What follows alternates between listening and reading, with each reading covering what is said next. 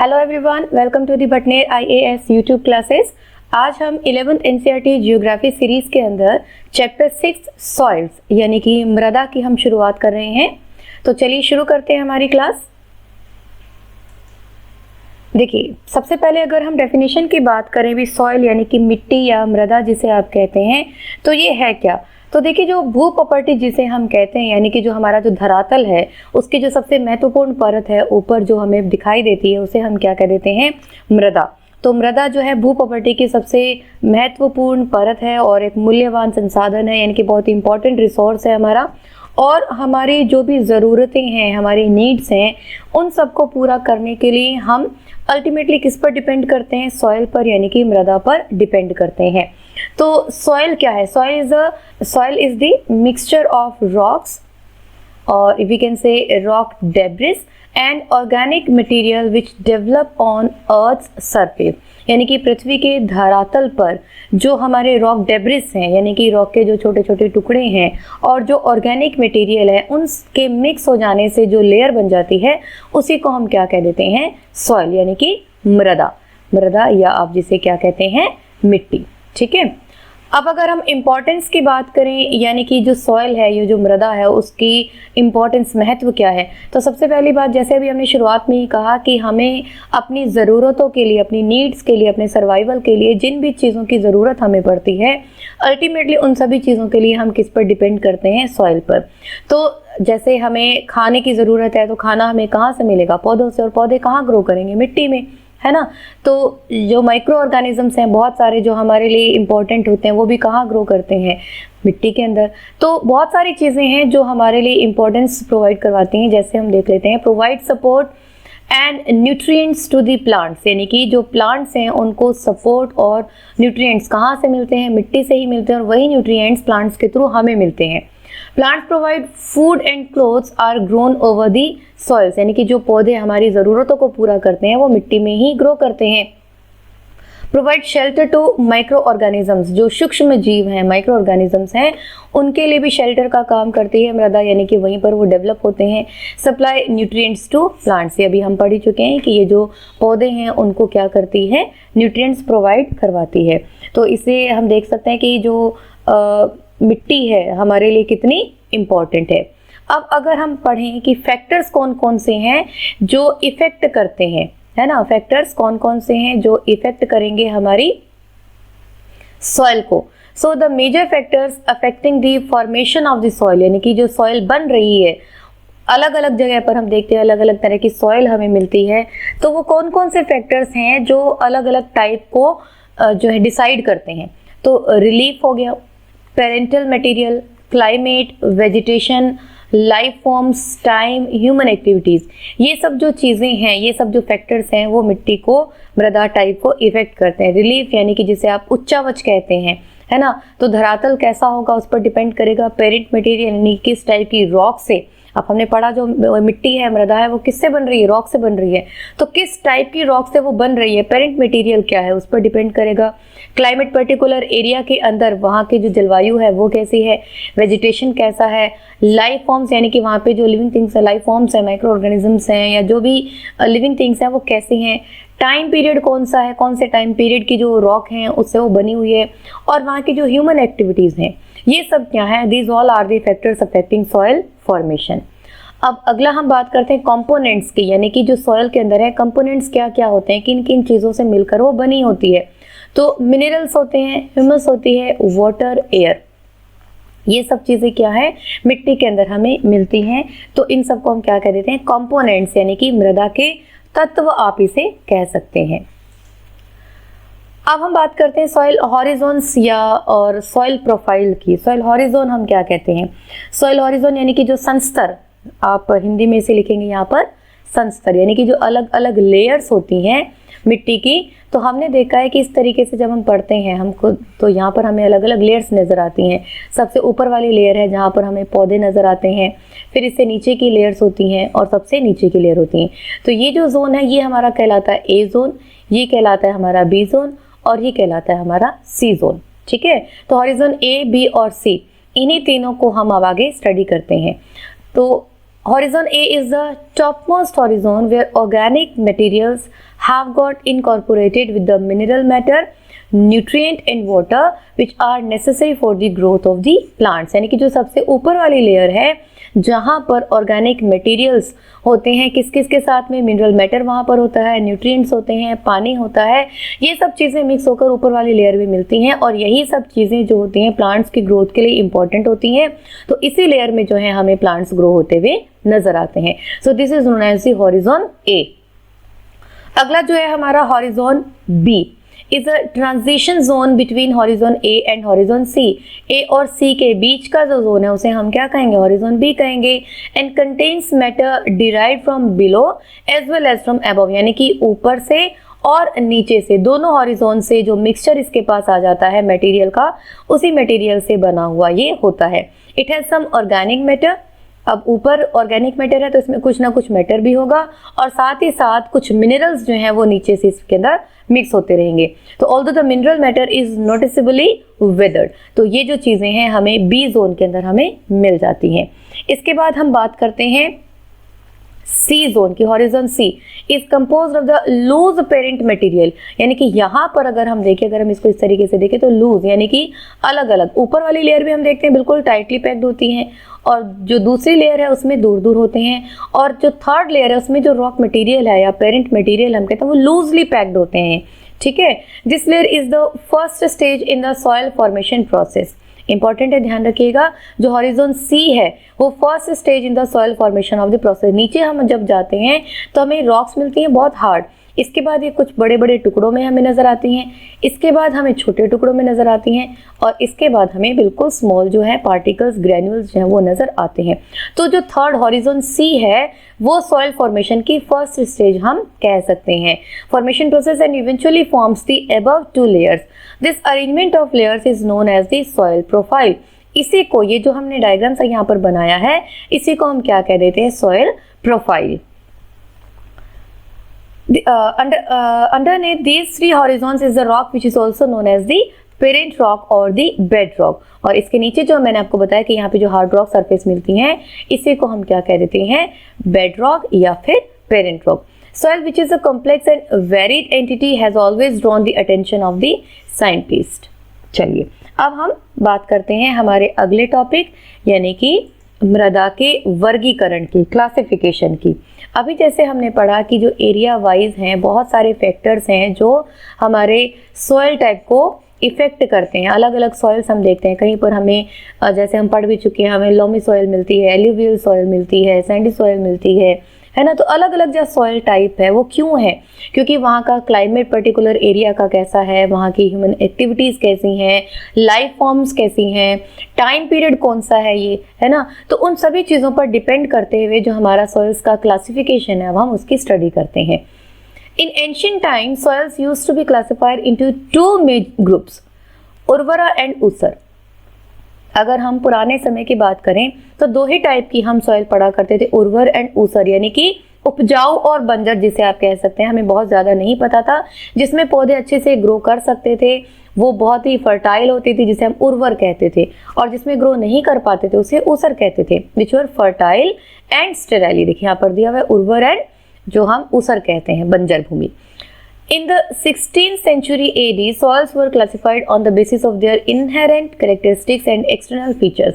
अब जैसे जैसे स्टडीज बढ़ती गई, हमें नॉलेज होती गई, तो धीरे धीरे हम सॉइल्स के कैरेक्टर के बेस पर, उनके एक्सटर्नल फीचर्स के बेस पर उनको हमने डिवाइड किया। अब वो फीचर्स कौन कौन से, जैसे उसका टेक्सचर कैसा है, उसका कलर कैसा है, जो लैंड जहाँ पर हमें वो मिल रही है उसका स्लोप यानी कि ढाल कैसा है, उस मिट्टी के अंदर मॉइस्चर कंटेंट यानी कि जो ह्यूमस या नमी हम कह रहे हैं वो कितनी है। तो इन सब आधारों पर जो है हम धीरे धीरे मिट्टी को डिवाइड करने लगे, उसके टाइप्स को हम पढ़ने लगे। तो टेक्सचर के बेस पर जो है हमारी सॉइल मेनली हम कितने टाइप की पढ़ते हैं, देखिए Sandy soil, clayey soil, silty soil and loamy soil. ठीक है, किसके बेस पर है ये, टेक्सचर के बेस पर। आपको ध्यान रखना होगा जब भी आपको टाइप दिया जाता है तो आपको पता होना चाहिए कौन कौन सी बेस पर जो है हम इसको डिवाइड कर रहे हैं। तो टेक्सचर के बेस पर कौन सी हो गई, sandy, clayey, silty and loamy. और वहीं कलर के बेस पर अगर हम देखें तो रेड, येलो, ब्लैक, ये सब सॉइल हमें मिलती है ना। तो ये हो गया हमारा बेसिक क्लासिफिकेशन सॉइल का। टेक्सचर के बेस पर और कलर के बेस पर। अब जो हमारा ICAR है यानी कि Indian council of agricultural research, वो सिर्फ कलर या टेक्सचर के बेस पर तो डिवाइड नहीं करेगा, हमें बहुत सारे और भी फीचर्स देखने होंगे, है ना। तो जो इंडियन सॉइल्स हैं उनको, इंडियन सॉइल को उसकी नेचर और करेक्टर के बेस पर जो United states department of agriculture यानी कि USDA है, उन्होंने सॉइल टेक्सोनॉमी के बेस पर जो है कुछ पार्ट्स में डिवाइड किया है ना। जैसे अभी हम सैंडी, लोमी ये सब पढ़ रहे थे, लेकिन जो हमारा USDA है उसने जो मिट्टी को डिवाइड किया उसी को आधार मानते हुए जो हमारा इंडिया का काउंसिल है, Indian council of agriculture research है, उन्होंने इंडियन सॉइल को इन पार्ट्स में डिवाइड किया है ना। कौन कौन से हैं ये देखिए, इंसेप्टिसोल्स हैं, एंटीसोल्स हैं, एल्फीसोल्स हैं, वर्टिसोल्स हो गए, एरिडिसोल्स हो गए, अल्टीसोल्स हो गए, और इसके अलावा एक और यहाँ पर एक हमारा रह गया जिसे हम क्या कह सकते हैं, मॉलीसोल्स हम कहते हैं, ठीक है, मॉलीसोल्स। और 8th आ गया ये हमारा, ये 7th, ठीक है। Inceptisols, entisols, alfisols, vertisols, aridisols, ultisols, mollisols and others, ठीक है। तो ये अलग अलग जो है हमारे टाइप हो गए, जिसमें भारत की जो मिट्टियां हैं, जो ICAR ने USDA का जो सॉइल क्लासिफिकेशन है उसके बेस पर हमारे भारत की मिट्टी को डिवाइड किया है। ओके, अब हम देखें basis of genesis, colour, composition and location. अलग अलग हम बेसिस की बात कर रहे हैं। तो जो अगला बेस है हमारा वो है इसका जेनेसिस, यानी कि उत्पत्ति, रंग, जो उसका संयोजन यानी कि किन किन चीज़ों से मिलकर वो बनी हुई है, लोकेशन यानी कि अवस्थिति, आप हिंदी में कहते हैं इसे, स्थिति, लोकेशन के आधार पर जो भारत की मिट्टियां हैं इनको हम इन टाइप से पढ़ते हैं। एल्यूवियल सॉइल जिसे आप कहते हैं जलोढ़, है ना, ब्लैक सॉइल काली मिट्टी, रेड एंड येलो सॉइल लाल और पीली मिट्टी, लेटेराइट सॉइल, एरिड सॉइल जिसे आप शुष्क भी कह देते हैं, कहीं कहीं पर आपको डेजर्ट भी मिलेगा ये, सेलाइन सॉइल यानी कि लवण मृदा, लवण आप इसको लिख लेते हैं यहाँ पे, लवणीय मृदा, पिटी सॉइल यानी कि पिटमय जिसे आप कहते हैं, फॉरेस्ट सॉइल यानी कि वन मृदा, ठीक है। तो अब हम इन्हीं सॉइल टाइप्स को आगे एक एक करके इनको डिटेल में स्टडी कर लेते हैं। सबसे पहले हम बात करेंगे हमारी एल्यूवियल सॉइल की। एल्यूवियल सॉइल हम जानते हैं जो जलोढ़ जिसे आप हिंदी में कहते हैं ना, जलोढ़ मृदा, यहाँ पर लिख लेते हैं हम जलोढ़ मृदा। तो जलोढ़ मृदा जैसे कि हम पहले भी कई बार पढ़ चुके हैं कि जो नदियां हैं जब अपने साथ डिपोजिशन लेकर के आती हैं, बहुत सारी मिट्टी जो है वो बहा कर लाती हैं, जब वो पानी के साथ आकर के जमने लग जाता है, एक मैदान बन जाता है, उसी को हम क्या कह देते हैं, एल्यूवियल सॉइल, है ना। तो एल्यूवियल सॉइल लोकेशन अगर हम देखें कहाँ कहाँ मिलती हैं, wide spread in the northern plains and the river valley, जो भी हमारी नदी घाटियाँ हैं या जो उत्तरी मैदान हैं यहाँ पर जो है हमें बहुत ज़्यादा मिलती हैं। और अगर हम देखें तो भारत के जो हमारे देश का कुल क्षेत्रफल का लगभग जो 40% है वो कौन सा मिलता है हमें, एल्यूवियल सॉइल ही हमें मिलता है। अब ये देखिए मैप में आपको नज़र आ रहा है, तो ये जो जोन है आपको पूरा कवर नज़र आ रहा है, ये सारी जो है हमारी कौन सी हैं, एल्यूवियल सॉइल हमारे नज़र आती हैं, ठीक है। तो अब आप इसमें आप देख सकते हैं कि ये कौन कौन से स्टेट्स कवर कर रही हैं, है ना। और वहीं पर आपको ध्यान होगा हमने पढ़ा है पीछे जो खादर, बांगर, ये सब हम चीज़ें पढ़ चुके हैं, है ना। तो ये सब जो इसके अलग अलग जोन्स हैं वो हमें नज़र आते हैं। तो मैप के थ्रू हमें इसकी लोकेशन क्लियर हो गई कि किन किन स्टेट्स में मिलती है। अब करेक्टर्स हम इसके पढ़ लेते हैं, यानी कि इसके मेन जो लक्षण हैं या क्या क्या इसकी विशेषताएं हैं। These soils cover about 40% of the total area of the country. They are depositional soil, जैसा कि हमने कहा कि जो नदियां हैं अपने साथ बहाती हुई लेकर आती हैं और डिपॉजिट होती चली जाती हैं, transported and deposited by rivers and streams through a narrow corridor in Rajasthan, they extend into the plains of Gujarat, यानी कि राजस्थान से होते हुए एक नैरो कॉरिडोर से होते हुए, ये देखिए नजर आ रहा है, ये एक पतला सा कॉरिडोर हमें नजर आ रहा है ना, तो ये राजस्थान से होते हुए गुजरात तक जो है फैली हुई है, ठीक है।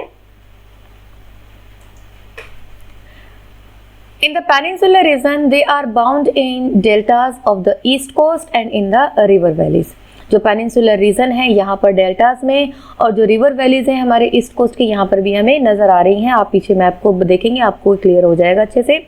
They are generally rich in potash but poor in phosphorus. Most important जो मेन फीचर्स की हम बात करते हैं, देखिए ये कहाँ कहाँ मिलती हैं, ये सब चीज़ें तो हम बहुत बार पढ़ चुके हैं ना।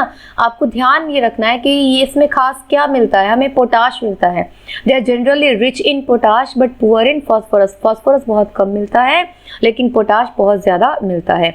इन the upper and middle Ganga plain 2 different types of alluvial soils have developed, which is Khadar and Bangar. Khadar is a new alluvium and is deposited by flood annually, which enriches the soil by depositing fine silts, and Bhangar represents a system of older alluvium. है ना, खादर और बांगर हम पढ़ चुके हैं। जो खादर है, जो नया जमाव होता है, नया डिपोजिशन होता है, उसे हम खादर कह देते हैं, और जो पुराना डिपोजिशन होता है उसे हम बांगर कह देते हैं। ठीक है, बोथ द खादर एंड भांगर सॉइल्स कंटेन कैल्केरियस कंक्रीशन, यानी कि कंकड़, जो कंकड़ होते हैं, कंकड़ पत्थर आपने देखा है, वो इसमें हमें मिलते हैं। These soils are more loamy and clay in the lower and middle Ganga plain and the Brahmaputra valley. ठीक है, ये इसके फीचर्स हो गए। The sand content decreases from west to east. जब हम वेस्ट टू ईस्ट जाएंगे तो जो सैंड यानी कि जो रेत का अमाउंट है, कंटेंट है, वो इसमें धीरे धीरे कम होता जाता है। The colour of the alluvial soil varies from the light grey to ash grey. Its shades depend on the depth of the deposition, the texture of the material and the time taken of attaining maturity. तो जो है हम grey shade हम देख सकते हैं, जो deposition होते हैं, हम कह रहे हैं मिट्टी किसके साथ बहती हुई आती है, तो ग्रे शेड वो धीरे धीरे होती चली जाती है। ठीक है, तो ये हो गए हमारे एलुवियल सॉइल के फीचर्स। अगली जो बात करेंगे हम, वो करेंगे ब्लैक सॉइल यानी कि काली मृदा की। काली मृदा लोकेशन हम देख लेते हैं। Most of the Deccan Plateau, which includes parts of Maharashtra, Madhya Pradesh, Gujarat, Andhra Pradesh and some parts of Tamil Nadu also. तो ये जो जोन है ये कवर करते हैं। डेक्कन रीजन हम जानते हैं, ये सारा हमारा जो डेक्कन रीजन है, कुछ हिस्सा गुजरात का, कुछ हिस्सा तमिलनाडु का। तो ये जो जोन आपको नजर आ रहा है, ये सारा कौन सा है, हमारा डेक्कन प्लेट्यू। ठीक है, तो डेक्कन प्लेट्यू हम जानते हैं, जो हमारे जियोग्राफिकल हिस्ट्री में हम पढ़ते हैं, तो कैसे बना है, और उसी के बेस पर हम पढ़ चुके हैं कि यहाँ पर जो मिट्टी मिलती है वो हमें कौन सी मिलती है, काली मिट्टी, ब्लैक सॉइल हमें मिलती है। अब इसके फीचर्स हम पढ़ लेते हैं। In the upper reaches of the Godavari and the Krishna and the north western part of Deccan plateau the black soil is very deep. ठीक है, तो जो गोदावरी का रीजन है, कृष्णा का रीजन है, या जो डेक्कन प्लेट्यू का नॉर्थ वेस्ट यानी कि उत्तरी पश्चिमी भाग है, वहां पर जो ब्लैक सॉइल है वो डीप मिलती है हमें, यानी कि थोड़ी जमाव जो है इसके गहरे होते हैं, गहरी काली मृदा हमें पाई जाती है। ठीक है, These soils are also known as the regur soil और ब्लैक कॉटन सॉइल। इंपॉर्टेंट है, ध्यान रखिएगा। रेगुर सॉइल भी कहा जाता है इसको, और ब्लैक कॉटन सॉइल भी इसे कहा जाता है, यानी कि कपास वाली काली मिट्टी, और रेगर मिट्टी से कहा जाता है। पूछा जाता है बहुत बार कि रेगर मिट्टी कौन सी होती है, तो ब्लैक सॉइल को ही हम रेगर मिट्टी कहते हैं। The black soils are generally clayey, deep and impermeable, यानी कि क्ले यानी कि मृणमय, यानी कि इसमें क्या होते हैं, छोटे पार्टिकल्स होते हैं, आप इसको मृणमय लिख सकते हैं हिंदी में। क्ले को मृणमय होती हैं और गहरी डीप होती हैं, और साथ के साथ इम्परमेबल यानी कि अपारगम्य। अपारगम्य मतलब जो पानी है इसके अंदर बहुत ज़्यादा एब्जॉर्ब जो हम कह सकते हैं कि वो नहीं हो सकता, impermeable. They swell and become sticky when wet and shrink when dried. जब गीली होती है तो बहुत ज़्यादा चिपचिपी हो जाती हैं, और जैसे ही सूख जाती है तो इसके अंदर क्रैक्स आ जाते हैं, श्रिंक हो जाती है ना। जैसे हमने देखा है कि जब मिट्टी सूख जाती है तो उसमें क्रैक्स आ जाते हैं, तो वही है कि जब सूख जाती है तो वो श्रिंक हो जाती है। So during the dry season these soils develop wide cracks. ठीक है, तो ऐसे ऐसे जो है वो क्रैक्स यहाँ पर जो है वो बन जाते हैं। Chemically the black soils are rich in lime, iron, magnesia and alumina. Important है, इसमें क्या क्या चीज़ें खास मिलती हैं हमें, लाइम मिलता है, आयरन मिलता है, मैग्नीशिया और alumina. They also contain potash, potash भी इसमें मिलता है, लेकिन फिर से हम देखें फॉस्फोरस, नाइट्रोजन और जो ऑर्गेनिक मैटर है वो यहाँ पर कम मिलता है। The colour of the soil ranges from deep black to grey. Black कह रहे हैं तो कलर तो ब्लैक ही होगा, लेकिन जैसे जैसे गहराई की हम बात करें, जैसे जैसे हम एरिया वाइज चेंज होता जाता है, तो deep black to grey colour जो है इसका हो जाता है। ठीक है, ये हो गई हमारी काली मिट्टी, जिसे आप रेगर मिट्टी भी कहते हैं या कपास वाली काली मिट्टी भी हम कहते हैं। अगली आ गई हमारी रेड एंड येलो, यानी कि लाल और पीली मिट्टी, लाल और पीली मृदा। ठीक है, तो लाल और पीली मृदा आपको नजर आ रही है, देखिए लोकेशन, ये जो रेड वाला जोन है ये सारा जो है हमारा कौन सा है, लाल और पीली मृदा का रोजन। ये हो गया, ये हुआ इधर, है ना, ये बेल्ट अर्थ आ गई, ईस्टर्न पार्ट में आ गया। तो ये सारी क्या है हमारी red and yellow soil. Red soil develops on crystalline igneous rocks in areas of low rainfall in the eastern and southern part of the Deccan Plateau। तो देखिए जो ईस्टर्न पार्ट का और डेक्कन प्लेट्यू का जो रीजन है जहाँ पर रेनफॉल कंपैरेटिवली कम होता है, कम से मतलब कंपैरेटिवली कम होता है बाकी के एरिया से, उसी एरिया के दूसरे एरिया से जब हम कंपेयर करते हैं तो कम होती है कंपैरेटिवली वर्षा, है ना। तो जो डेक्कन प्लेट्यू है और इसके पूर्वी और दक्षिणी भाग में कम वर्षा वाले क्षेत्रों में जहां क्रिस्टलाइन यानी कि रवेदार, जो रवेदार हमें आग्नेय चट्टानें जो मिलती हैं उनसे बनने वाली जो मिट्टी है उसी को हम क्या कह देते हैं, red and yellow soil. Along the Piedmont zone of the Western Ghats, long stretch of area is occupied by red loamy soil। तो ये हमें रेड नजर आ रहा है हमें वेस्टर्न घाट, तो इसका जो पिडमंट जोन है इसके साथ एक पतली बेल्ट बनाती हुई जो है कवर कर रही है। Yellow and red soils are also found in the parts of Orissa, Chhattisgarh and in the southern parts of the middle Ganga plain. तो ये हमें मिडिल गंगा प्लेन नजर आ रहा है, छत्तीसगढ़, उड़ीसा, ये सब हमें नजर आ रहा है। तो ये सारे जो जोन है वो कवर कर लेती है रेड एंड येलो सॉइल, ठीक है। तो लोकेशन हो गई है हमारी। करेक्टर्स की अगर हम बात करें तो the soil develops of reddish colour due to wide diffusion of iron in crystalline and metamorphic rock. अब रेड कलर है, रेड कलर हम जानते हैं किसकी वजह से होता है, आयरन। तो आयरन कंटेंट जो है वो इसके अंदर बहुत ज्यादा होता है। It looks yellow when it occurs in the hydrated form. तो रेड कलर तो आयरन की वजह से हो गया, लेकिन येलो क्यों हुआ, क्योंकि जब वो आयरन हाइड्रेट हो जाता है तो उसका कलर कैसा हो जाता है, येलो हो जाता है, ठीक है। जो लाल रंग है वो तो रवेदार कायंत्री चट्टानों में लोहे के व्यापक विसरण के कारण होता है, और जल योजित यानी कि हाइड्रेटेड का हिंदी में आप क्या लिखेंगे इसको, जल योजित, यानी कि जब वाटर के साथ जब ये मिल जाती है तो हम इसे क्या कह देते हैं, हाइड्रेटेड, जल योजित, ठीक है। तब इसका कलर कैसा हो जाएगा, yellow. The fine grained red and yellow soils are normally fertile. Fine grain यानी कि जो महीन उसके पार्टिकल्स होते हैं, बहुत छोटे छोटे फाइन ग्रेन होते हैं। तो ये जो सॉइल है वो मेनली कैसी, नॉर्मली कैसी होती है, फर्टाइल, बहुत उपजाऊ होती है। Whereas coarse grain soil found in dry upland areas are poor in fertility. वहीं जो कोर्स यानी कि बड़े बड़े पार्टिकल्स होते हैं, कण होते हैं, एक तो देखिए बहुत छोटी छोटी पाउडर जैसी हो गई, और एक हो गया जो इस तरह की होगी। तो ये जो फाइन ग्रेन है ये तो फर्टाइल है, और वहीं ये हम देखें जो कोर्स ग्रेन है वो लेस फर्टाइल है। They are generally poor in nitrogen, phosphorus and humus, ठीक है, ध्यान रखिएगा, पुअर इन नाइट्रोजन, फॉस्फोरस और ह्यूमस कंटेंट जो है वो इसमें बहुत कम मिलता है, ठीक है। ह्यूमस की कमी, नाइट्रोजन की कमी और फॉस्फोरस की कमी हमें यहाँ पर मिलती है, किसमें, रेड एंड येलो सॉइल यानी कि लाल और पीली मृदा के अंदर। क्लियर, ये हो गए हमारे characters of red and yellow soil. अब हम बात करते हैं हमारी लेटेराइट सॉइल की। इसे हिंदी में लेटेराइट ही कहा जाता है, लेटेराइट मृदा।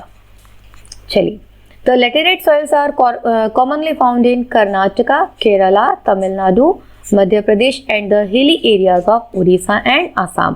तो ये जो रेड जोन आपको नजर आ रहा है ये सारा क्या है, हमारा लेटेराइट सॉइल का जोन है, ठीक है।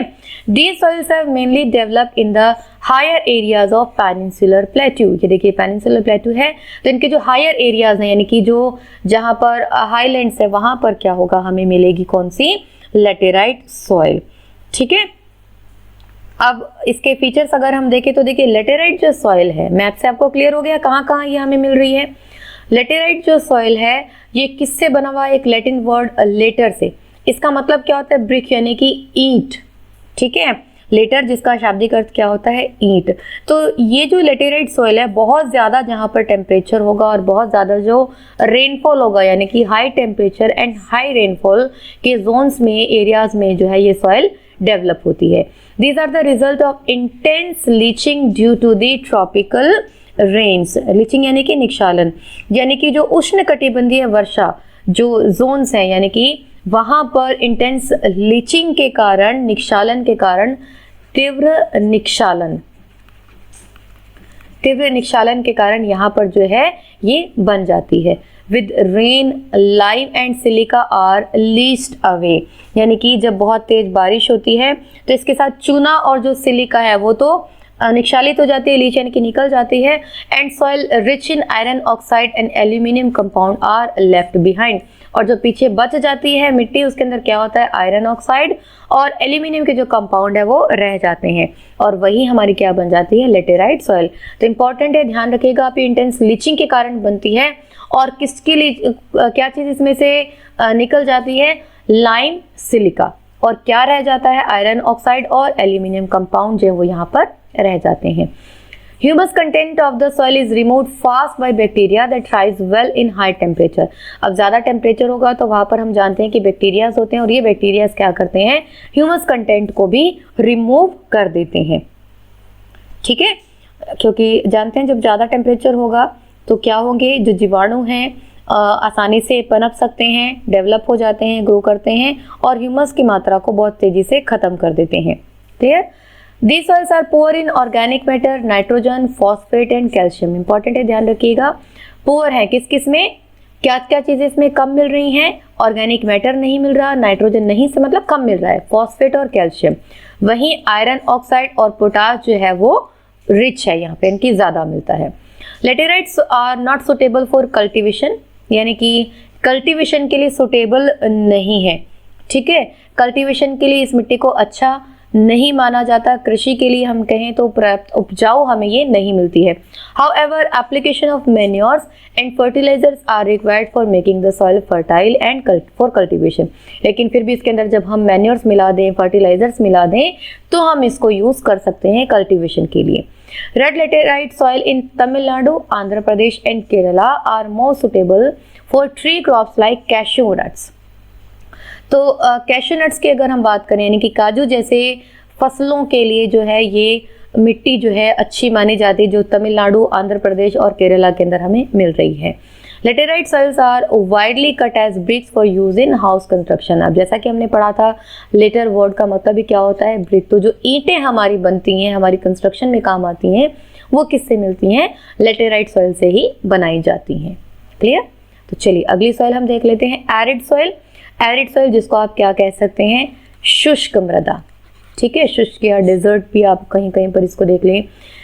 Arid soils are characteristically developed in western Rajasthan which exhibit characteristics of arid topography. शुष्क जो टोपोग्राफी है वो कहाँ मिलती है, हमें राजस्थान में मिलती है, ये रहा जोन हमारा, और कुछ हिस्सा जो है गुजरात का। तो यहाँ पर जो है हमें कौन सी मिलती है, एरिड सॉइल हमें नजर आती है। तो देखिए मैप आपके लिए इंडिविजुअली सारे अरेंज किए गए हैं कि आप एक एक सॉइल को जो है वो क्लियर देख सकें। एक ही मैप में जब हम सारी चीज़ों को देखते हैं तो अच्छे से क्लियर नहीं हो पाता। हालांकि हम उस लेवल की प्रिपरेशन कर रहे हैं कि ये सब चीज़ें हमें देखते तुरंत पता लगनी चाहिए, लेकिन फिर भी सुविधा के लिए आप लोगों की ये जो मैप है हमने अलग अलग जो है सॉइल टाइप के आपके लिए अरेंज किए हैं। करेक्टरिस्टिक्स हम देख लेते हैं। एरिड सॉइल है, हम जानते हैं शुष्क जो एरियाज है वहाँ पर हमें मिलती हैं, तो रेड टू ब्राउन जो कलर है इसका हमें नज़र आता है। They are generally sandy in structure and saline in nature. कैसी होती है, बलुई। सैंडी हम क्या कहते हैं इसको, हम हिंदी में बलुई। ठीक है, बालू जिसे आप कह सकते हैं। तो बलुई और नेचर अगर हम देखें तो कैसी होती है, लवणीय, लवण इसके अंदर पाए जाते हैं। ठीक है, बलुई और लवणीय होती है। In some areas the salt content is so high that common salt is obtained by evaporating the saline water, है ना। तो बहुत सारे एरियाज में आपने देखा होगा जो नमक निकाला जाता है तो वहां पर क्या होता है, ये जो सलाइन लवण होते हैं इसके अंदर इतने ज्यादा होते हैं कि उसको इवेपोरेट करके वहां से नमक भी निकाला जाता है। Due to the dry climate, high temperature and accelerated evaporation, they lack moisture and humus. अब हम बात कर रहे हैं कि एरिड जोन्स के अंदर शुष्क मृदा है, तो सीधी सी बात है जब शुष्क होगी तो मॉइस्चर, ह्यूमस तो इसके अंदर होगी ही नहीं, क्योंकि टेम्परेचर बहुत ज्यादा है, इवेपोरेशन बहुत ज्यादा हो रहा है, तो मॉइस्चर और ह्यूमस इसके अंदर हमें नहीं मिलती है। Nitrogen is sufficient and the phosphate content is normal.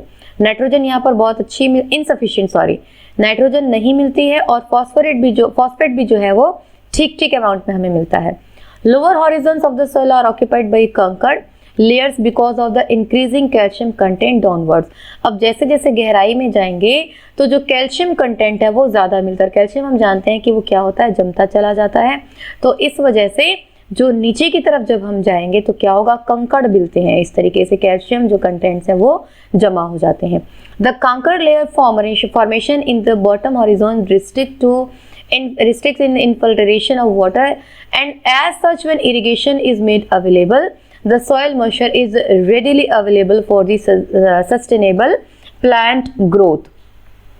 यानी कि ये जो मृदा की तली जो हम बात कर रहे हैं, गहराई में जब हम जा रहे हैं, जो लेयर्स हैं और कंकड़ की परतें बन जाने के कारण जो पानी का रिसाव है ना, जो हम बात कर रहे हैं रिसाव, जो इनफिल्ट्रेशन है वो बहुत कम हो जाता है, सीमित हो जाता है।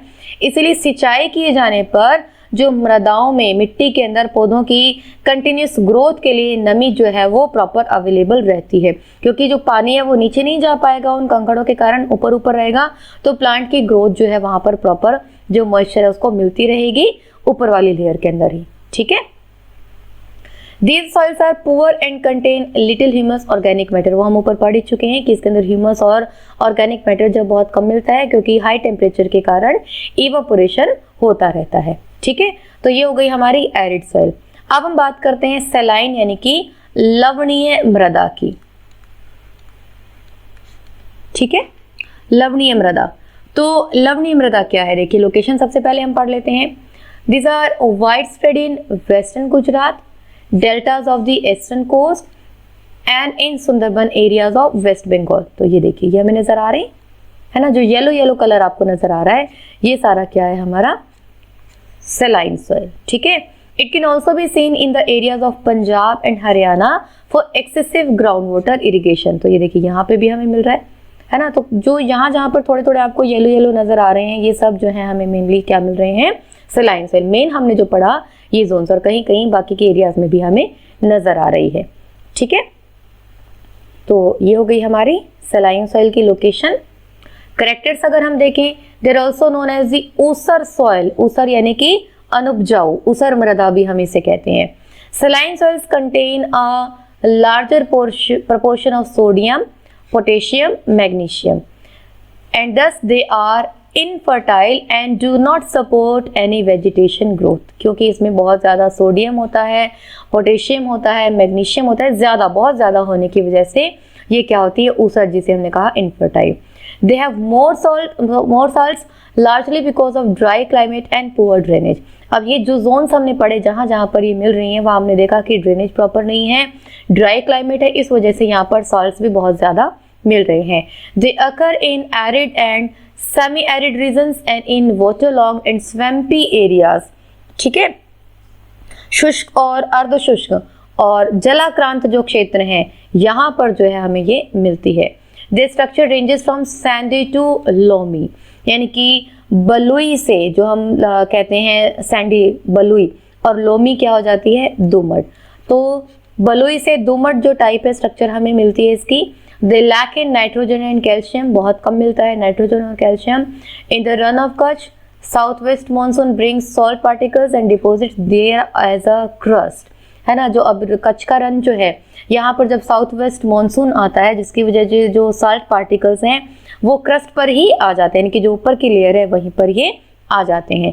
सी water intrusion in the deltas promote the occurrence of saline soil. वहीं पर अगर हम देखें, जो डेल्टा रीजन्स हैं वहां पर समुद्री जल के भर जाने से जो लवण मृदाएं हैं वो डेवलप हो जाती हैं। ठीक है, डेल्टा रीजन में।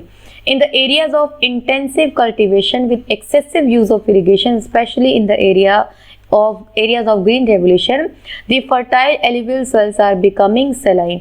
अब जो हम बात कर रहे हैं कि इंटेंसिव कल्टीवेशन धीरे धीरे होता जा रहा है, बहुत ज़्यादा एक्सेसिव इरिगेशन हो रहा है, इन सब की वजह से जो एरियाज जहाँ पर फर्टाइल एलुवियल सॉइल पाई जा रही है वो भी क्या हो रही है, सैलाइन, लवणीय होती चली जा रही है। यानी कि गहन कृषि वाले एरियाज में भी बहुत ज़्यादा सिंचाई होने के कारण, और यहाँ भी अगर हम देखें विशेष रूप से जो हरित क्रांति वाले जो जोन हैं, यहाँ की उपजाऊ जलोढ़ मिट्टी भी लवणीय बनती चली जा रही है। ठीक है, तो excessive irrigation with dry climatic condition promotes capillary action. Capillary action क्या होता है, देखिए जैसे आप देखते हैं हम दिया जलाते हैं ना, दिए में क्या करते हैं, हम तेल डालते हैं और इसी में हम क्या करते हैं, एक बत्ती लगा देते हैं। तो ये जो तेल होता है इस कॉटन की बत्ती से धीरे धीरे ऊपर चढ़ता चला जाता है ना, तो इसी को हम क्या कहते हैं, कैपिलरी मोशन, कैपिलरी एक्शन कह देते हैं, ठीक है। तो ये जो कैपिलरी एक्शन है ये क्या करता है, ड्राई क्लाइमेटिक कंडीशन के अंदर बढ़ जाता है ना, क्योंकि जो नीचे की जो मॉइस्चर है वो धीरे धीरे ऊपर आने लगती है, which results in the deposition of salt in the top layer of the soil। और इसी वजह से जो नीचे की लेयर का जो सॉल्ट होगा वो भी धीरे धीरे क्या होगा, ऊपर आएगा, ठीक है। वो पानी के साथ घुला हुआ ऊपर आएगा, और जब ऊपर वाली लेयर पर जब आ जाएगा तो पानी तो इवेपोरेट हो जाएगा, लेकिन जो सॉल्ट है वो यहीं पर रह जाएगा, ठीक है। तो जो सॉल्ट है वो टॉप लेयर पर डिपॉजिट होता चला जाता है। In such areas specially in Punjab and Haryana farmers are advised to add gypsum to solve the problem of salinity in the soil. तो इस समस्या से निजात पाने के लिए, इस समस्या को दूर करने के लिए क्या मिलाया जा सकता है मिट्टी में, जिप्सम, जिससे जो मिट्टी की लवणीयता की समस्या है उसको दूर किया जा सके। तो इंपॉर्टेंट है, ध्यान रखिएगा कि मिट्टी के अंदर जो लवणीयता की समस्या है इसको दूर करने के लिए क्या मिलाया जाता है, जिप्सम, ठीक है। और मेनली ये प्रॉब्लम कहाँ मिलती है हमें, पंजाब और हरियाणा के अंदर। क्यों मिलती है, क्योंकि गहराई के अंदर जो एक्सेसिव जब इरिगेशन होने लग जाता है ड्राई क्लाइमेटिक कंडीशंस के अंदर, जिसकी वजह से जो नीचे का जो सॉल्ट है ज़मीन की गहराई में वो धीरे धीरे ऊपर आने लगता है, और जो मॉइस्चर है वो तो टेम्परेचर के कारण इवेपोरेट हो जाती है, जो सॉल्ट है वो लेयर पर जमने लग जाता है, ठीक है। तो इसी को हम क्या कह देते हैं, इसको हम कैसे दूर कर सकते हैं, मिट्टी में अगर हम जिप्सम मिला दे तो इसको हम दूर कर सकते हैं। चलिए अगली हम बात करते हैं पिट सॉइल यानी कि पिटमय मृदा की। लोकेशन अगर हम देख लें तो northern part of Bihar, southern part of Uttaranchal and coastal areas of West Bengal, Orissa and Tamil Nadu. यहाँ सब पर हमें क्या मिल रही है, कौन सी सॉइल मिल रही है हमें, पिट सॉइल। तो देखिए ये जो डॉटेड लाइन है ना, ये जो हम पढ़ रही है पिट एंड मार्शी सॉइल, भी आप इसको कहीं कहीं पर पढ़ेंगे। तो जैसे वेस्टर्न घाट का जोन हुआ और भी ये सब जो वेस्ट बंगाल, उड़ीसा, तमिलनाडु, तो ये जो एरिया है ये सारा हमारा यहाँ पर हमें क्या मिलेगी, पिट एंड मार्शी सॉइल या पिटमय मृदा जिसे आप कहते हैं, ठीक है। ओके, करेक्टर्स हम पढ़ लेते हैं। They are found in the areas of heavy rainfall and high humidity, जहाँ पर बहुत ज़्यादा ह्यूमिडिटी है, बहुत ज़्यादा आर्द्रता है ना, आर्द्रता नमी है और बहुत ज़्यादा रेनफॉल है, उन एरियाज में क्या होगा, हमें कौन सी सॉइल मिलेगी, पिटमय मृदा मिलेगी। Where there is a good growth of vegetation, moisture ज़्यादा होगी, रेनफॉल ज़्यादा होगा तो वेजिटेशन ऑटोमेटिकली ज़्यादा हो जाएगा। Thus, large quantity of dead organic matter accumulates in these areas and this gives a rich humus and organic content to the soil। देखिए इन चीज़ों को आपको क्रैम करने की, रट्टा मारने की जरूरत नहीं है। आपको पता है हैवी रेनफॉल होगा, वहाँ पे ह्यूमिडिटी ज़्यादा होगी, ह्यूमिडिटी ज़्यादा होगी तो वेजिटेशन ज़्यादा होगा, वेजिटेशन ज़्यादा होगा तो डेड ऑर्गेनिक मटेरियल ऑटोमेटिकली वहाँ पर ज़्यादा हो जाएगा, और इसी वजह से वहाँ की जो मिट्टी है उसके अंदर जो ह्यूमस और ऑर्गेनिक कंटेंट है वो बहुत ज़्यादा होगा, ठीक है। Organic matter in these soils may go even up to 40 to 50%, and these soils are normally heavy and black in color. At many places they are also alkaline, ठीक है। कहीं कहीं पर जो है ये alkaline भी हमें मिल जाती हैं। पर्याप्त मात्रा में हमें क्या मिल रहा है, जैव तत्व मिल रहे हैं, ठीक है। और गाढ़े काले रंग की हमने पढ़ ली है ये, और अनेक स्थानों पर एक क्षारीय, अल्कलाइन आप जानते हैं, इसे हम हिंदी में हम क्या कह देते हैं, क्षारीय। तो इंपॉर्टेंट है, ध्यान रखिएगा। लवणीय आप पीछे पढ़ चुके और ये कौन सी हो गई, क्षारीय, एल्कलाइन, कौन सी, पिटमय मृदा, ठीक है। अगली हम बात करते हैं फॉरेस्ट सॉइल यानी कि वन मृदा की। अब वन, जहां जहां वन है वहां पर हमें क्या मिलेंगे, फॉरेस्ट सॉइल मिलेंगे। अब वन हमें पता है कहाँ, जो हमारा हिमालय रीजन है, ये देखिए ये हिमालय रीजन है, ये हमारा ईस्टर्न पार्ट के अंदर हो गया है ना, ये रीजन हो गया। इधर हम वेस्टर्न घाट की बात कर लें तो जहां जहां हमारे फॉरेस्ट हैं, फाउंड वाइडली इन हिमालयन रीजन, वेस्टर्न घाट रीजन, यहाँ पर हमें क्या मिलेगी, फॉरेस्ट सॉइल यानी कि वन मृदा हमें मिलेगी। करेक्टर्स हम पढ़ लें। Forest soils are formed in the forest areas where sufficient rainfall is available. The soils vary in structure and texture developing on the mountain environment where they are found। अब जैसे हमने vegetation के अंदर भी पढ़ा था कि जैसे जैसे हम ऊंचाई पर जाते हैं जो फीचर्स हैं वो क्या होते जाते हैं, चेंज होते जाते हैं। तो इसी तरीके से सॉइल टाइप भी क्या होगा, जैसे जैसे हाइट पर जाएंगे वो चेंज होता चला जाएगा। They are loamy and silty on valley sides, ठीक है। लोमी अभी हमने पढ़ा था, क्या होता है, दोमट।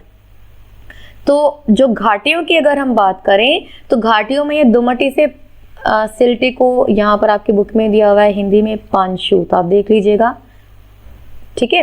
तो लोमी एंड सिल्टी, अब देखिए पांशु वर्ड इजी है या सिल्टी, मेरे लिए तो सिल्टी है, आप देख लीजिएगा।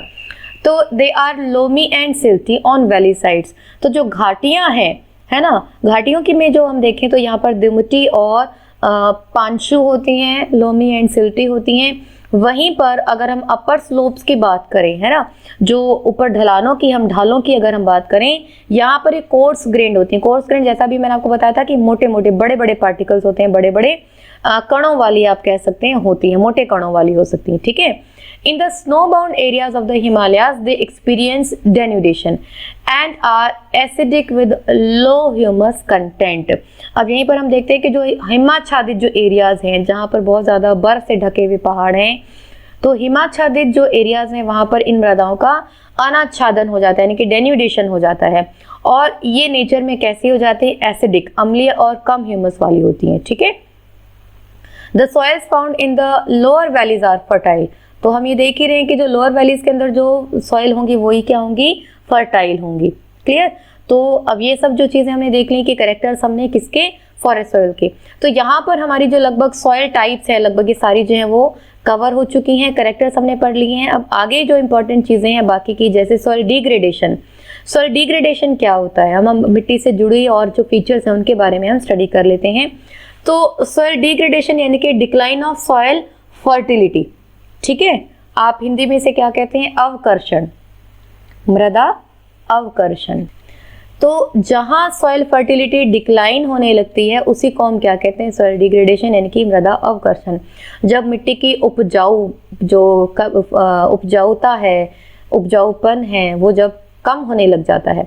When the nutritional status declines and depth of the soil goes down due to the erosion and misuse, बहुत ज़्यादा हम यूज़ करने लगे, ओवर यूज़ करने लगे, मिस यूज़ करने लगे, तो जो मिट्टी के न्यूट्रिएंट्स हैं वो कम होने लग जाते हैं, सॉइल इरोड होने लग जाती है। तो इन सब की वजह से जो सॉइल की फर्टिलिटी है, उर्वरता है, वो कम हो जाती है। इसी को हम क्या कह देते हैं? Soil degradation.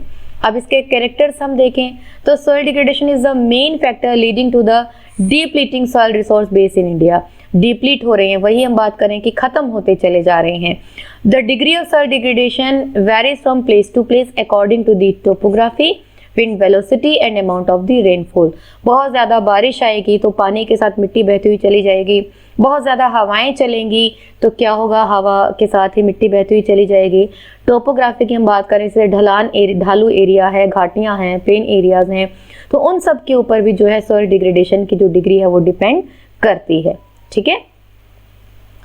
अगला हमारा टॉपिक रहेगा सॉइल इरोजन। इरोजन जिसे आप हिंदी में क्या कहते हैं? अपरदन, ठीक है। अवकर्षण और अपरदन तो अलग अलग टर्म्स हैं, ध्यान रखिएगा। अपरदन क्या है? The destruction of the soil cover is described as the soil erosion, यानी कि जो अपर लेयर जब खत्म होने लग जाती है उसको हम क्या कहते हैं? अपरदन। और अवकर्षण क्या होता है? जब मिट्टी की फर्टिलिटी रिड्यूस होने लग जाती है, ठीक है। दोनों में डिफरेंस है, ध्यान रखिएगा। डिग्रेडेशन क्या है? जब मिट्टी में न्यूट्रिएंट्स की कमी होने लग जाती है, सॉइल फर्टिलिटी रिड्यूस होने लग जाती है, उसे हम कहते हैं डिग्रेडेशन, डिग्रेड होना, कमी आना, ठीक है। और अपरदन जब जो अपर लेयर है वो रिमूव होने लग जाती है, ठीक है, डिस्ट्रक्ट होने लग जाती है सॉइल कवर, उसे हम क्या कहते हैं? सॉइल इरोजन यानी कि अपरदन। The soil forming process and the erosional processes of running water and wind go on simultaneously. There is a balance between these two process. अब ये जो दोनों प्रोसेस है इनके अंदर बैलेंस होता है, लेकिन जब कभी बैलेंस गड़बड़ा जाएगा तब क्या होगा? सॉइल इरोजन हो जाएगा, है ना। अब इसके कैरेक्टर्स हम पढ़ लें। The rate of removal of fine particles from the surface is the same as the rate of addition of the particles to the soil layer.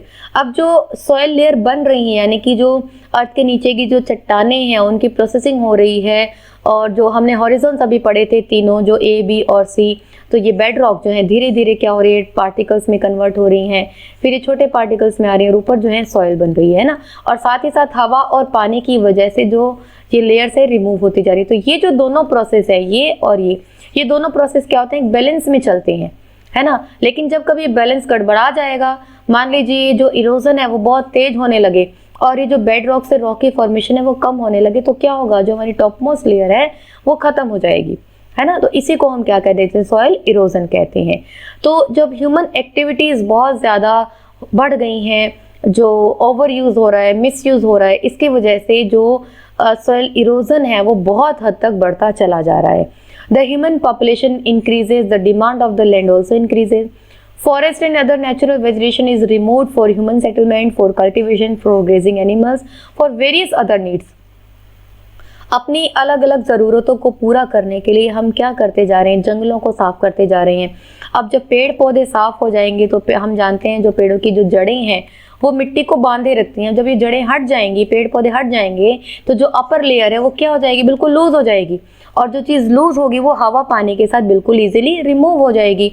तो ये सब जो ह्यूमन एक्टिविटीज हैं वो सॉइल इरोजन को बहुत ज्यादा बढ़ा रही हैं। ठीक है, ये हुआ हमारा मृदा अपरदन। अब एजेंट्स की हम बात करें, सॉइल इरोजन किन किन कारणों से होता है, तो हम पढ़ ही रहे हैं, विंड और वाटर के कारण। On the basis of their ability to remove soil and transport it, there are two agents, wind and water, हवा और पानी, और इसी के बेस पर हम क्या कहते हैं, wind erosion and water erosion. Wind erosion is significant in the arid and semi arid regions पे, जो शुष्क और अर्ध शुष्क एरिया हैं जहां पर पानी तो है ही नहीं, वहां पर किसके कारण इरोजन हो रहा है, हवा के कारण, तो उसे हम क्या कहेंगे, वायु अपरदन। ठीक है, और जो एरियाज जहां पर हैवी रेनफॉल हो रहा है, स्टीप स्लोप्स हैं और रनिंग वाटर के थ्रू से ढाल है, यहाँ पर बहुत तेजी से पानी बहेगा, तो क्या होगा, इसके साथ जो अपर लेयर है वो पानी मिट्टी की बहती हुई चली जाएगी, तो यहाँ पर क्या होगा, जल अपरदन यानी कि water erosion. Water erosion, which is more seriously and occur extensively in different parts of India, takes place mainly in the form of sheet and gully erosion, यानी कि जो शीट यानी कि पूरी की पूरी जो लेयर है मिट्टी की वो हट जाती है, या गलीज यानी कि आप कह सकते हैं मतलब गहराई में जिस तरीके से नाली टाइप कहते हैं, ड्रेनेज जो होती है उस तरीके से बन जाती हैं, तो शीट एंड गली इरोजन जो है वो बहुत ज़्यादा होने लग जाता है। तो शीट इरोजन हम पढ़ लेते हैं। शीट इरोजन क्या होता है, takes place on level lands, यानी कि जो समतल भूमि होती है, after a heavy shower and the soil removal is not easily noticeable. जब प्लेन एरिया होगा, देखिए यहाँ पर बहुत तेज रेनफॉल हो रहा है, तो एक साथ तो हमें पता नहीं चलता है कि साथ के साथ हमें नहीं पता चलता कि कितनी जो लेयर है यहाँ से रिमूव हो गई है, तो soil removal is not easily noticeable, but it is harmful since it remove the फाइनर and more fertile top. लेकिन जब कंटिन्यूसली ये होता रहेगा तो क्या होगा, एक समय बाद जो है जो हमारी फाइन पार्टिकल्स हैं यहाँ से, जो अपर लेयर है वो टॉप फर्टाइल सॉइल है वो रिमूव हो जाएगी, जो हमारे लिए हार्मफुल होगा, है ना। और गली इरोजन की हम बात करें तो मेनली जो हमारे स्टीप स्लोप्स होते हैं, ढाल जो होते हैं, तो यहाँ पर क्या होता है, जब तेज बौछारें पड़ेंगी, बारिश पड़ेगी, तो यहाँ पर क्या होगा, gullies depend with rainfall cut the agriculture lands into small fragments and make them unfit for cultivation. भाई अगर ये जो जगह है, अगर यहाँ पर हम देखें कि गड्ढे बन जाएंगे गहरे गहरे, प्लेन की बजाय यहाँ पर गड्ढा बन गया, ये हो गया, तो ये जो बीच का जोन है ये क्या हो जाएगा, कल्टीवेशन के लिए फर्टाइल नहीं होगा, अनफिट हो जाएगा। तो जो स्लोपी एरियाज हैं वहां पर क्या हो जाता है, गली इरोजन डेवलप हो जाता है। तो a region with a large number of deep gullies of or ravines is called badland topography. Important है, ध्यान रखिएगा। बैडलैंड टोपोग्राफी कहाँ मिलती है, जो हमारे स्टीप स्लोप्स हैं, है ना, जो हमारे तीव्र ढाल हैं, जहाँ पर हैवी रेनफॉल के कारण गलीज बन जाती हैं, वहाँ पर जो है कंटिन्यूसली गलीज बनने के कारण, बहुत गहरी गहरी गलीज बनने के कारण जो रिवाइंस बन जाते हैं, उसी को हम क्या कह देते हैं, बैडलैंड टोपोग्राफी हम कहते हैं। तो डीप गलीज और रिवाइंस हिंदी में क्या कहते हैं, ये आप प्लीज देख लीजिएगा, हिंदी में मुझे नहीं ध्यान इसको क्या कहते हैं। Ravines are wide spread in the Chambal basin. Ravines को आप कहते हैं बीहड़, चंबल से ध्यान आ गया, ठीक है। चंबल में आपको क्या मिलते हैं, बीहड़ मिलते हैं। तो ravines are wide spread in the Chambal basin. Besides these, they are also found in Tamil Nadu and West Bengal. The country is losing about 8,000 hectares of land to ravines every year. हर साल इन बीहड़ के जो है, बीहड़ में convert हो रही है हमारी ज़मीन, लगभग 8,000 हेक्टेयर हर साल।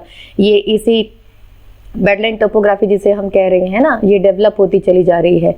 तो मेन कॉज अगर हम देखें सॉइल इरोजन के क्या है, हम पढ़ चुके हैं। सबसे पहला तो डिफॉरेस्टेशन, वन आच्छादन, है ना, वन जो हम काटते चले जा रहे हैं, deforestation is one of the major cause of soil erosion. Plants keep soil bound in lock of roots जैसा भी मैंने आपको बताया, जो पेड़ों की जो जड़ें हैं वो मिट्टी को बांधे रखती हैं, लेकिन जब पौधे हट जाएंगे तो जो अपर लेयर है वो लूज हो जाएगी, है ना।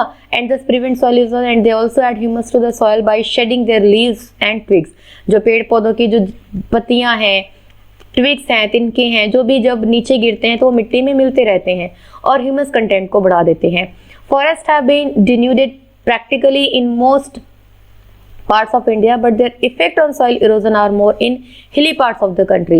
अब अगर हम देखें तो फॉरेस्ट जो है हमारे देश के बहुत सारे भागों में काटे जा रहे हैं, है ना, लेकिन जो सॉइल इरोजन है मेनली हम देख रहे हैं हिली एरियाज के अंदर। वही मैंने आपको जैसे बताया, जो ढाल है, ढालों पर क्या होगा, पानी का जो इरोजन है वो ज्यादा होता है। विंड इरोजन से बहुत ज्यादा इफेक्टिव होता है वाटर इरोजन। तो जो स्लोपी एरियाज हैं, तीव्र ढाल हैं, वहां पर जो है इरोजन बहुत ज्यादा हमें नजर आ रहा है। तो इन एरियाज में, हिली एरियाज में ही जो इरोजन है उसका इफेक्ट हमें बहुत ज्यादा नजर आता है। ठीक है, अब इफेक्ट्स अगर हम देख लें तो जो हम पढ़ रहे हैं बार बार कि सॉइल की फर्टिलिटी रिड्यूस हो रही है, ह्यूमस कंटेंट जो है कम होता चला जा रहा है, यही सब क्या होगी, इसकी प्रॉब्लम होगी। तो चलिए देख लेते हैं। As soil erosion reduces soil fertility, serious problem for Indian agriculture. Fertility नहीं रहेगी तो एग्रीकल्चर इफेक्ट होगा। Eroded materials are carried down to rivers and they lower down their carrying capacity. जो भी मटेरियल है वो पानी के साथ जो है बहता हुआ जाएगा, लोअर डाउन हो जाएगा and the carrying capacity. It causes frequent floods और डेवलप हो जाएंगी, बहुत ज़्यादा आने लग जाएंगे, फ्लड प्रोन एरियाज हो जाएंगे। A fairly large area of arable land in the irrigated zones of India is becoming saline because over irrigation। जैसा भी हमने पीछे पढ़ा कि जो हमारी उपजाऊ भूमि है वो भी क्या हो रही है, बहुत ज़्यादा इरिगेशन के कारण सलाइन, लवणीय होती चली जा रही है। The soil loss in the lower profiles in the soil comes up to the surface and destroy its fertility। जो अंदर का जो सॉइल लवण है वो क्या होता है, वो जैसे कैपिलरी रिएक्शन अभी हमने पढ़ा था, उसकी वजह से सरफेस पर आ जाता है और मिट्टी की फर्टिलिटी को इफेक्ट करता है। अब फर्टिलिटी को आर्टिफिशियली हम डेवलप करते हैं, केमिकल फर्टिलाइजर्स हैं, ये सब हम यूज करते हैं, वो भी क्या कर रहे हैं, अल्टीमेटली नुकसान ही पहुंचा रहे हैं। Chemical fertilisers in the absence of organic manure are also harmful to the soil. Unless the soil gets enough humus, chemicals hardens its surface and reduce its fertility in long run। अब जब humus content जो हम देख रहे हैं वो कम हो जाएगा, इसकी वजह से जो सॉइल की फर्टिलिटी है वो बहुत लंबे समय तक जब हम देखते रहें, केमिकल्स हम यूज करते रहेंगे, तो मिट्टी जो है वो हार्ड होती चली जाएगी, क्योंकि उसमें ह्यूमस भी नहीं है ना, कोई ऑर्गेनिक रिएक्शन जो है वहां पर नहीं हो पाती, इसकी वजह से जो मिट्टी है वो हार्ड हो जाती है। This problem is common in all the commanded areas of the river valley projects. जितने भी रिवर वैली प्रोजेक्ट्स हमारे चल रहे हैं वहां पर ये जो प्रॉब्लम है बहुत कॉमन हमें नजर आ रही है। Which were the first beneficiary of the green revolution. लेकिन शुरुआत में जो हमारे लिए बहुत बेनिफिशियल थी, बहुत हमें अच्छा लग रहा था कि इतने पॉजिटिव रिजल्ट्स हमें नजर आ रहे थे, लेकिन धीरे धीरे अब जो है ये रिवर वैली प्रोजेक्ट्स जो हैं, यहाँ पर जो प्रॉब्लम्स हैं सॉइल इरोजन की वो बहुत ज़्यादा बढ़ती चली जा रही हैं। According to the estimates about half of the total land of India is under some degree of degradation. Every year India loses millions of tons of soil and its nutrients to the agents of its degradation, which adversely affects our national productivity। So it is imperative to initiate immediate steps to reclaim conserved soils। तो जब हम देख रहे हैं कि हमारी soil Erode हो रही है, इतनी ज़्यादा डिग्रेड हो रही है, इतना ज़्यादा एडवर्स इफेक्ट हो रहा है हमारी नेशनल प्रोडक्टिविटी पर, तो हमें तुरंत एक्शन लेने की ज़रूरत है कि हम कैसे मिट्टी को कंजर्व कर सकें, प्रोटेक्ट कर सकें। तो इसी कंजर्वेशन को बनाए रखने के लिए हमारी जो सरकार है वो इनिशिएटिव लेती है। सॉइल कंजर्वेशन इंडिया के अंदर गवर्नमेंट के इनिशिएटिव क्या क्या हैं, अब हम उसकी बात कर लेते हैं। Experiments have been made to stabilise sand dunes in western Rajasthan. अब जैसे हम एरिड जोन्स के अंदर, सेमी एरिड जोन्स के अंदर हम पढ़ते हैं कि विंड इरोजन बहुत ज़्यादा हो रहा है, तो सैंड ड्यून्स को स्टेबलाइज करने के लिए, उनको रोके रखने के लिए जो हमारी सरकार है उसने क्या बनाया है, काजरी इंस्टीट्यूट, यानी कि central arid zones research institute बनाया गया है। ठीक है, अब ये क्या करता है, ये इन सैंड ड्यून्स को स्टेबलाइज करने का काम करता है। The central soil conservation board set up the government of India has prepared a number of plans for soil conservation in different parts of the country। देश के अलग अलग भागों में जो अलग अलग टाइप हैं सॉइल के, उनको कंजर्व करने के लिए जो हमारा सेंट्रल सॉइल कंजर्वेशन बोर्ड है उसने अलग अलग पॉलिसीज बनाई हैं, प्लान्स बनाए हैं मिट्टी को कंजर्व करने के लिए। These plans are based on the climatic conditions, configuration of land and the social behaviour of people, है ना। हर एरिया में हम एक जैसी पॉलिसी इंप्लीमेंट नहीं कर सकते, तो उस एरिया के अकॉर्डिंग जो प्लानिंग है वो बनाई गई है। Even these plans are fragmented in nature. Integrated land use planning therefore seems to be the best technique for proper soil conservation। और जो बेस्ट हम देखते हैं इंटीग्रेटेड लैंड यूज प्लानिंग है, ठीक है। तो ये हो गई कि हमारी जो सरकार है वो क्या क्या कदम उठा रही है। लेकिन सिर्फ सरकार के करने से कुछ नहीं होगा, जो दायित्व है वो उन सभी लोगों का है जो उसका उपयोग कर रहे हैं, यानी कि हम सभी, है ना। तो हम सभी लाभ उठा रहे हैं, हम सभी फायदा उठा रहे हैं। तो अल्टीमेटली हम सभी को जो है अपने अपने स्तर पर मिट्टी को बचाने के, मृदा संरक्षण के जो है उपयोग हमें लाने होंगे। तो जो है उपयोग हम प्रॉपर करें, मिसयूज ना करें। जो भूमि का समरूपण है, सामाजिक व्यवहार है, ये सब चीज़ें जो हैं, जो योजनाएं बनाई जा रही हैं सरकार के द्वारा, तो इन सब का जो है उपयोग हम करें, प्रॉपर समझदारी हम दिखाएं, जागरूक हों और लोगों को भी करें। ये सब जो इनिशिएटिव अगर हम भी लेंगे सरकार के साथ साथ, तो नो डाउट हम सॉइल को भी कंजर्व कर सकते हैं। बस ज़रूरत है अपने आप को मोटिवेट करने की, अवेयर करने की। तो चलिए आज का चैप्टर हमारा यहाँ पर कंप्लीट होता है। सॉइल यानी कि मृदा चैप्टर हमारा कंप्लीट हो चुका है। हमने अलग अलग सॉइल टाइप्स को पढ़ा, उनकी लोकेशन को, उनके फीचर्स को पढ़ा, सॉइल डिग्रेडेशन, सॉइल इरोजन, उनके फैक्टर्स क्या हैं, उनके इफेक्ट्स क्या हैं, कैसे हम क्योर कर सकते हैं और गवर्नमेंट ने क्या इनिशिएटिव लिए हैं, ये सब चीज़ें हमने इस चैप्टर के अंदर पढ़ी हैं। आई होप यहाँ तक सारा चैप्टर आपको क्लियर हुआ होगा। कोई डाउट हो तो आप कमेंट बॉक्स को यूज़ करें। Till then keep watching, keep practising. Thank you.